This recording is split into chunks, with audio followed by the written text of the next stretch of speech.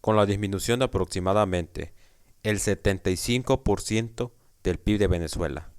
Entre 2013 y 2021 se ha originado una ola intensa migratoria que ha afectado incluso hasta una cuarta parte del país. Con las inéditas imágenes que podemos encontrar en internet sobre cómo ha transcurrido su viaje, encontramos largas filas de personas cargando mochilas, arrastrando maletas, niños, bebés, campamentos y los rostros cansados que intentan cruzar la frontera. Cuando nos detenemos a pensar sobre qué efectos tiene la entrada de cientos de miles de inmigrantes en la economía de nuestro país, usualmente podemos concluir que podría afectar tanto a corto como a largo plazo nuestra estancia. Tal vez pensemos que nos quedaremos sin empleo o enfrentaremos una reducción en nuestro salario. Quizás el precio de los productos aumenten debido al incremento de la población y en los casos más graves haya más inseguridad. Con la salida de casi 7 millones de personas entre estas fechas, se estima que alrededor de 6 millones se distribuyeron en países de América Latina y el Caribe. Es cierto que en un principio la economía del país receptor puede sufrir de complicaciones al hacer un esfuerzo para acoger a los recién llegados, como por ejemplo la atención inmediata a los servicios de alimentación, vivienda, salud, educación, etc. Además, según cálculos de las autoridades de Colombia, uno de los principales receptores de inmigrantes venezolanos, con unos 2.5 millones de personas hasta diciembre de 2022, indicaron que, en 2019, el gobierno destinó unos $600 por cada inmigrante, en suma, unos 1.300 millones de dólares para atender a los recién llegados, lo que representó el 0.5% del PIB colombiano. Pero no caigamos en el pesimismo. La entrada masiva de inmigrantes podría traernos también buenas noticias. La primera buena noticia es que el impacto de los costes de atención disminuye con el tiempo a medida que esos inmigrantes se van integrando a la economía local en el país, lo que nos conduce a la segunda buena noticia. La integración de los inmigrantes compensará los gastos ocasionados y además se estima que promueve el crecimiento del PIB a largo plazo. En este caso, se calcula que generará hasta el 4.5% del crecimiento del Producto Interno Bruto para el año del 2030 en Colombia. Datos corroborados por el grupo de economistas del Fondo Monetario Internacional, denominado Efectos Colaterales Regionales de la Crisis Venezolana.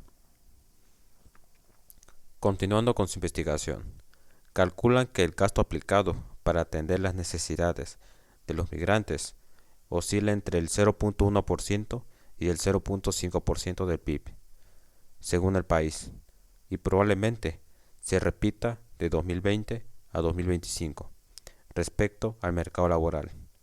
La agencia mencionó esto, dado que la mayor parte de los migrantes consiguen un trabajo, incluso si éste no corresponde con sus habilidades, el empleo total aumenta y los salarios reales descienden. Los sueldos más bajos desestimulan la participación de algunos trabajadores locales en el mercado laboral, mientras que el desempleo general aumenta ligeramente, a medida que la tasa de desempleo de los migrantes supera la de los trabajadores locales. A pesar de estos efectos, la renta laboral global aumenta en consonancia con el aumento del empleo global. Para las empresas, los salarios reales más bajos se traducen en menores costes de producción y mayores beneficios, pese a que los efectos toman tiempo y se produzcan limitaciones. Las premisas que los migrantes no calificados consigan empleo en la economía informal asumen aumento en la productividad general de la economía en el medio plazo. Y apoyando esta premisa bajo los siguientes datos, el impacto de los flujos migratorios en el empleo y la productividad, así como en el cobro de impuestos, es beneficioso. Los datos son, en comparación con una temporada sin migración entre el 2016 y 2020, el PIB de Perú, Colombia, Chile y Ecuador, que han recibido alrededor del 69% de los inmigrantes, han aumentado entre el 1.5% y el 2.5%, y aún se espera que aumente entre el 2.5% y 4.5% hasta el 2030. Sin duda, los datos ofrecen más certeza en esta conclusión, pero ¿por qué no todos los países que reciben a los migrantes tienen los mismos beneficios?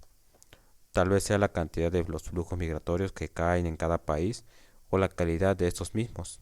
Según Guajardo, principal encargado del estudio en el Fondo Monetario Internacional, el impacto en el PIB es mayor en los países que han recibido a migrantes mejor calificados y en capacidad de trabajar.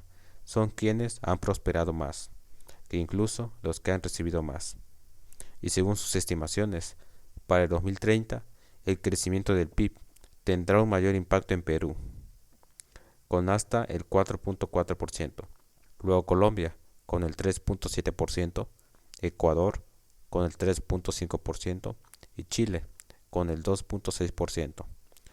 Sobre esto, Guajardo añade, dada su proximidad a Venezuela, Colombia ha recibido una mayor proporción de migrantes que no están en edad de trabajar, niños o adultos mayores, y una mayor proporción de migrantes con menos años de educación, muchos de los cuales no pueden costear el transporte a países más lejanos en la región. Esto explica por qué el impacto en el PIB de Colombia es menor que el impacto en el PIB de Perú, pese a que Colombia ha recibido mayores flujos migratorios relativos a su población. Entonces, ¿cómo podría cada país mejorar su situación y aprovechar mejor este fenómeno? Lo ideal sería que permitan a los inmigrantes concluir con sus estudios, generar más gente calificada, incorporándolos en el mercado formal, dentro de las empresas, industrias, y puedan pagar sus propios servicios, y en consecuencia, pagar más impuestos, fomentando a un incremento en el valor de los bienes, y en consecuencia, el desarrollo de la economía a largo plazo. ¿Estás de acuerdo en que tu país reciba un alto flujo de migrantes? Comenta tu respuesta, ideas y dudas. Y si el video te resultó útil, suscríbete y activa la campanita para recibir más videos. Gracias por ver.